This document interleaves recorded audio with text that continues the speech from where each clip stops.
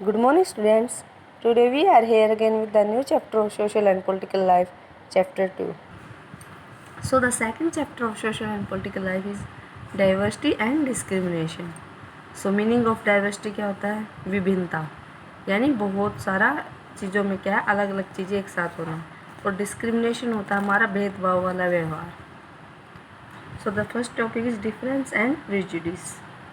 If you look at the following statements, you will get an idea of how diverse India is. There are 8 major religions in the world. Every single one of them is practiced in India. We have more than 1600 languages that are people's mother tongues, and there are more than 100 dance forms. It means कि जब हम in following statement यानी नीचे कुछ ऐसी बातें दी गई हैं जिनको जानकर आपको खुद ही क्या हो जाएगा, आइडिया हो जाएगा कि इंडिया कितना डाइवर्स है, यानी उसमें कितनी विभिन्नता है. जो वर्ल्ड में कितने हैं, वर्ल्ड में 8 मेजर जो हैं वो रिलीजन होते हैं, और उनमें से 8 के जो लोग हैं जो इन रिलीजन्स को फॉलो करते हैं वो सारे क्या हैं, इंडिया में आपको मिल जाएंगे.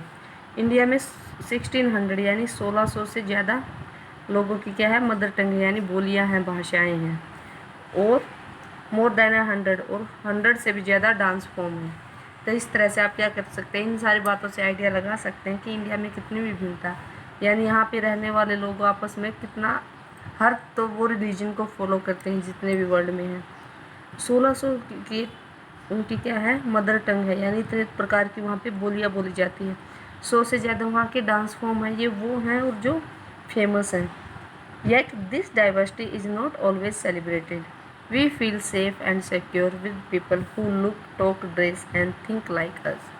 इसका मतलब है कि डाइवर्सिटी हमेशा सेलिब्रेट नहीं होती, मतलब हमेशा ये ही नहीं है कि उसका फ़ायदा ही होता है. कोई भी कॉमन पीपल हुआ या हम हुए, हम ऐसे ही लोगों के बीच में अपने आप को मतलब सेफ़ महसूस करते हैं या फिर खुश रहते हैं जो हमारी तरह दिखते हो, हमारी ही तरह, यानी हमारी ही लैंग्वेज में बात करते हो, हमारे जैसे ही उनकी ड्रेसिंग सेंस हो, और हमारे जैसा ही जो सोचते हो, यानी उनके रिलीजन, उनके बिलीव्स जो भी है वो सब क्या हो, हमारी तरह ही हो. तो ऐसे लोगों के बीच में रहना हम ज़्यादा पसंद करते हैं. हम क्या करते हैं, सेफ़ फील करते हैं उनके बीच में. हमें ये नहीं लगता कि हम कहीं तो दूसरे लोगों के बीच में आ गए हैं. In the previous chapter we have discussed various form of diversity. Sometimes people who are different from others are teased, laughed at and not included in a certain activity or a group. They feel hurt, angry, helpless or sad when friends or others treat them in such a way. तो last जो chapter हमने read किया था, chapter first social and political life का, उसमें हमने discuss किया था कि डाइवर्सिटी की कितनी फॉर्म होती हैं. जैसे हमने पढ़ा था कि रिलीजन की डाइवर्सिटी होती है, लैंग्वेज डाइवर्सिटी होती है, कल्चरल डाइवर्सिटी होती है, इकोनॉमिक डिस्पैरिटी होती है. तो ये सारे टॉपिक हमने लास्ट जो प्रीवियस चैप्टर था उसमें रीड किए थे. तो इसमें यही कहा गया कि जो लोग हमसे अलग दिखते हैं और वो हमारे साथ आ जाए तो लोग क्या करते हैं, या तो उन्हें छेड़ते हैं यानी तीज करते हैं, उनके ऊपर हंसते हैं, और बहुत सारी ऐसी एक्टिविटी या ग्रुप होते हैं जिनमें हम उनको इंक्लूड नहीं करते.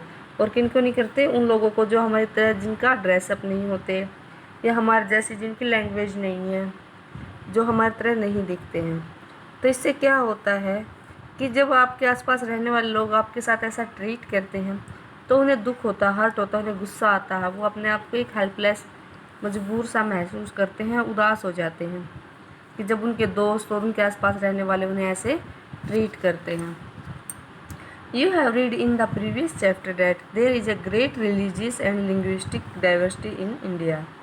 Yet, this diversity is not always prejudiced, because it is possible that people following different religion and speaking different languages may look, talk, dress and think like us. We enjoy their company and want friendship with them. जैसा हमने previous chapter में read किया था कि India में क्या पाई जाती है, great religious and linguistic. Religious होती है कि मतलब डिफरेंट जो रिलीजन है उनको फॉलो करना, और लिंग्विस्टिक होती है कि अलग अलग जगह पे अलग अलग तरह की लैंग्वेज का बोलना, उनको यूज करना. तो इंडिया में ये दोनों प्रकार की जो है वो दोनों टाइप की डाइवर्सिटी पाई जाती है. तो इसमें ये कहा गया है कि ये जो डाइवर्सिटी है ये हमेशा क्या होती है, प्रिजुडाइज्ड नहीं होती. प्रेजुडिस का मतलब होता है कि किसी दूसरे इंसान के बारे में हम पहले ही अपने मन में ही अनुमान लगा लेते हैं कि वो इस रिलीजन को फॉलो करता है तो ये अच्छा नहीं है, या फिर उनकी ये ड्रेसिंग सेंस है तो वो अच्छे नहीं है। इसका मतलब होता है कि अपने मन में ही दूसरे के प्रति गलत सोचना। तो ये हमेशा ही नहीं होती कि डाइवर्सिटी है तो मतलब हर लोग यही सोचते हैं दूसरे रिलीजन के बारे में, दूसरी लैंग्वेज के बारे में। कई बार ऐसा होता है कि बहुत सारे ऐसे लोग होते हैं जिनका रिलीजन अलग होता है, वो अलग लैंग्वेज बोलते हैं, लेकिन फिर भी क्या होता है वो हमारी तरह ही बात करते हैं, हमारी तरह ही उनकी थिंकिंग होती है। तो उस टाइम क्या होता है हम उनकी कंपनी को एंजॉय करते हैं, उनके साथ फ्रेंडशिप करना चाहते हैं, यानी हम उनके साथ घुल मिल जाते हैं अच्छे से और उनके साथ फ्रेंडशिप भी हो जाती है हमारी। Prejudice means to judge other people negatively or see them as inferior because they are different from us in one way or the other. When we think that the way we do things is the best way, we may develop prejudice against those people who do things in a different way. For example, if we think that English is the best language and other languages are inferior to English, we are judging these other languages negatively. As a result, we might not respect people who speak languages other than English. तो इसमें हमें prejudice का मतलब बताया गया है कि उसका मतलब होता है कि दूसरे लोगों को नेगेटिवली जज करना, यानी उन्हें इन्फीरियर के रूप में देखना, यानी ये सोचना कि ये तो हमसे कम है या हमारे बराबर नहीं कर सकते कुछ भी। तो किसी भी इंसान के बारे में अपने ही मन में उसके बारे में नेगेटिव जो हम धारणा बना लेते हैं, सोच लेते हैं, विचार बना लेते हैं, उसको हम बोलते हैं प्रेजुडिस। तो ऐसा क्यों होता है? क्योंकि हमें लगता है कि हम किसी चीज़ को ना बेस्ट वे में कर सकते हैं, दूसरे उस चीज़ को ऐसे नहीं करते, तो बिकॉज दे आर डिफरेंट, तो हम उनके बारे में ऐसा इसलिए सोचते हैं क्योंकि किसी न किसी रूप में वे क्या होते हैं, हमसे डिफरेंट होते हैं। तो हमें लगता है कि जो हमसे अलग है वो क्या है, हमसे इन्फीरियर है। तो इस थिंकिंग को हम बोलते हैं प्रेजुडिस। हमारे मन में क्या होता है, उन लोगों के खिलाफ एक ऐसी चीज़ें मतलब अपने माइंड में हम पैदा कर लेते हैं। फॉर एग्जांपल, हम जैसे इसमें एग्जांपल दिया है कि हम सोचते हैं कि जो इंग्लिश है वो क्या है, बेस्ट लैंग्वेज है, यानी जो लोग इंग्लिश को ईजिली इंग्लिश में टॉक कर सकते हैं, इसका मतलब है कि वो लोग सुपीरियर है। या फिर जो लोग इंग्लिश नहीं बोल सकते, दूसरी लैंग्वेजेज बोलते हैं, तो हमारे मन में एक फीलिंग आ जाती है कि नहीं ये तो क्या है, हमसे इन्फीरियर है। तो इसी जो थिंकिंग है इसी को हम बोलते हैं दूसरी लैंग्वेज के बारे में नेगेटिवली परसेप्शन करना, उसे इन्फीरियर समझना, और इसी को हम कहते हैं prejudice. We can be prejudiced about many things, such as the color of the skin of the people, their food habits, vegetarian or non-vegetarian, the dresses they usually wear, their religious practices and rituals, the caste they belong to, etc. Often, our prejudices are so strong about others that we don't want friendship with them. We may sometimes criticize them and hurt their feelings. तो इसमें यही कहा गया है कि हम बहुत सारी चीज़ों के बारे में प्रेजुडिसाइड करते हैं, मतलब नेगेटिवली सोचते हैं।